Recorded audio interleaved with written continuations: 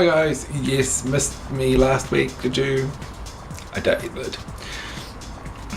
So today I thought I'd come on and share a story about something that happened at work a while ago. This girl came in and told me a story and I rewrote it. Today's story is called The 50 Shades of Viola. It was a Saturday morning, the sun breaking through the grey dawn. Birds chirping in the distance, a lawnmower choking into life. Nestled under the covers of her marriage bed, next to her husband, lay Taunisi, a petite woman with a wild fetish for shopping and a penchant for heels. For the few delicious moments as she was stirring from her sleep, the sun came through a slit in the curtain, beaming on her face. She lay and thought about rolling over and snuggling into Dwayne and having another hour's sleep.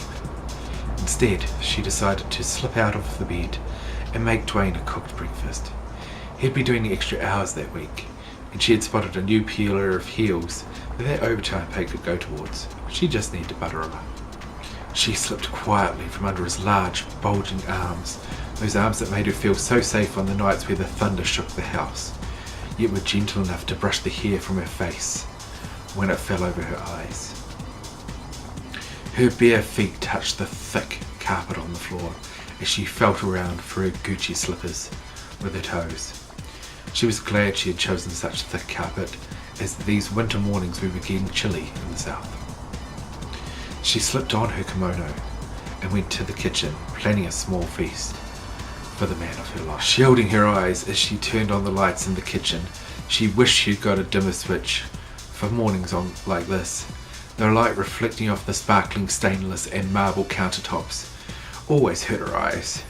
She fumbled around, turning on the jug and pulling her favourite mug from its place on the coffee cupboard. Coffee, she thought. While Taunisi could walk around on heels all day and shop at lightning speed, she needed coffee in the morning. Without coffee and a cigarette on her front deck each morning, she knew that she was nasty. The dark beast that came out of her was always tamed with coffee and cigarettes. Moving out to the deck, she slipped gracefully into her sun chair, the warming rays on her face as she flicked the lighter and sparked her cigarette. She took a look out over the street. She loved her house. It stood out from the rest of them.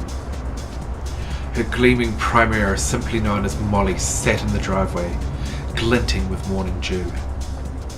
Her favourite part of the house was the shoe room, just full of shoes. Dwayne knew she had a shoe problem, but only if he knew the half of it. She kept shoes hidden in boxes and under lovers in the shoe room.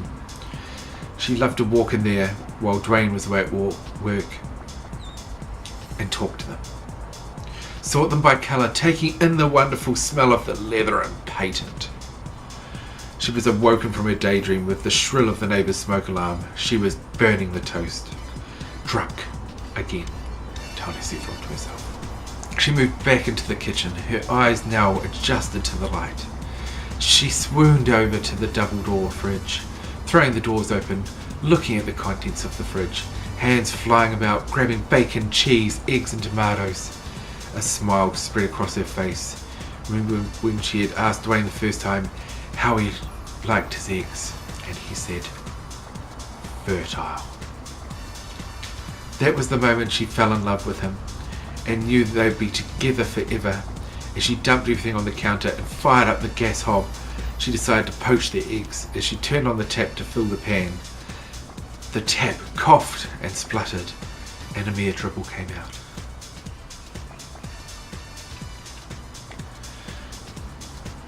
Fumbling through the counter drawer, she pulled out the phone book and called Veolia, the water company for the area.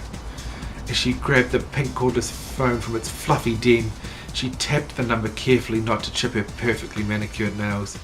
As she listened to the droning voice to select the fault line, a raspy woman answered, asking for the location of her fault. As she gave the address to the woman who sounded like she had a pack-a-day habit since the age of 4, she was relieved to be told they would be there within the hour. She snuck around the house, being as quiet as she could. With no water, she knew she couldn't have a shower, and she wasn't going to slip into her designer clothing without bathing first. She sat in her kimono, slipping her pink laptop with rhinestones out of its carry case, and slipped away into her fantasy world of Facebook, seeing who had done what or who the night before. The rumbling of a diesel engine outside alerted her to the arrival. She peered through the chink in the curtains in the lounge to see a man in a van arrive to start working at the front of her property. She took a few minutes to finish off what she was doing, signed the laptop off. She didn't want Dwayne to see what her friends had been writing to her. She slipped the security chain off the front door and snuck out, her kimono catching a gust of wind as she stepped outside.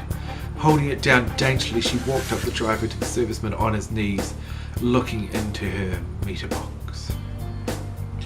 He quickly stood up as she approached. He was wearing blue work overalls tied around the waist and a white singlet. His muscles clearly defined, he extended his hand out to take hers. "Edward," he said in a low, gruff voice. She daintily held out her hand. "Towels. Is this going to take long?" she asked with a high shrill in her voice. She was feeling a strange stirring inside her. "Should you have you back up and running in the next hour?" he replied.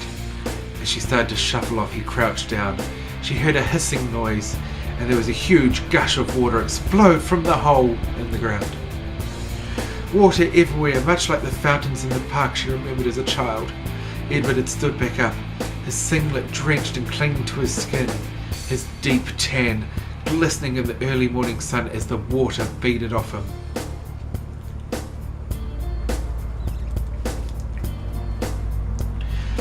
She shuffled inside and found an old towel. She would rather him dry off with a 500 thread count Egyptian than her good 1500 count.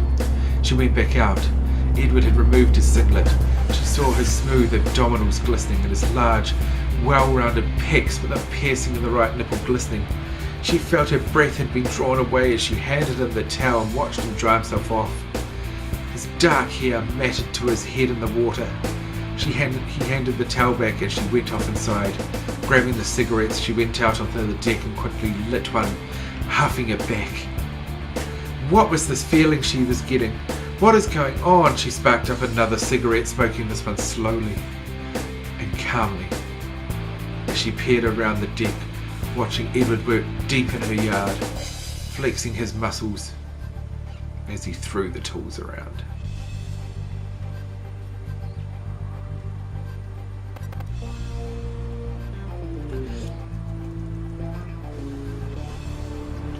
Stubbing the cigarette out as she walked to the fridge, she poured a large glass of orange juice from the crystal decanter.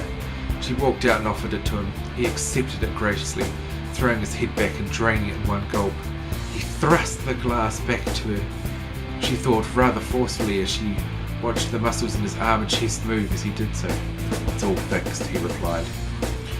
Nessie, stunned by what she was feeling, muttered thanks as Edward went back to his van. She hurried inside, clutching her kimono.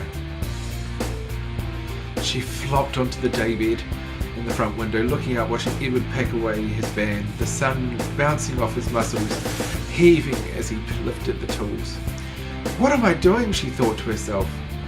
"I wanted to do nasty things to him while my husband is laying in our marital bed. This is terrible." She shuffled off to the bedroom and looked at Dwayne lying in the bed, sound asleep. She grabbed a pair of Gucci pumps and a Chanel outfit and made her way out to the shower. She scrubbed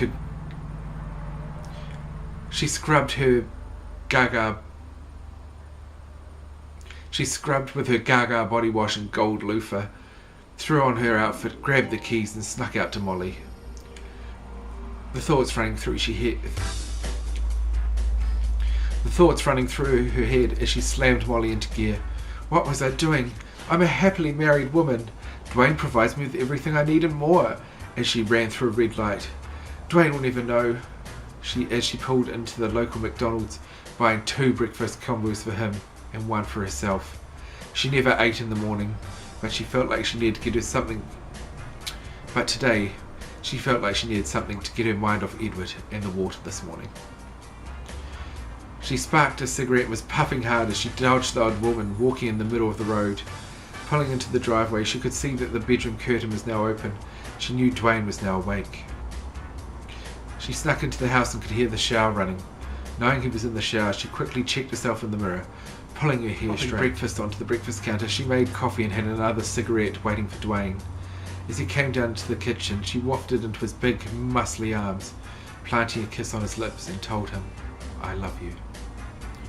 Dwayne would never know about that morning, and she would always feel guilty for it, still fighting the urge to call for a repair on those mornings where Dwayne was at work, not knowing if she would ever see Edward again. Well guys, I hope that is going to satisfy your hunger for a little bit. Now do remember, I do have the video that I've invited everyone to collab on, the word association video, which hopefully will appear somewhere in here, so you can click on that, and it's basically just the first word that pops into your head when you see that picture, and you just it's like recording your response to it, and I'll mash them all together and see how much fun we can have. Now that one's got all the contact details on it and how to get it to me. So until next time, see you then.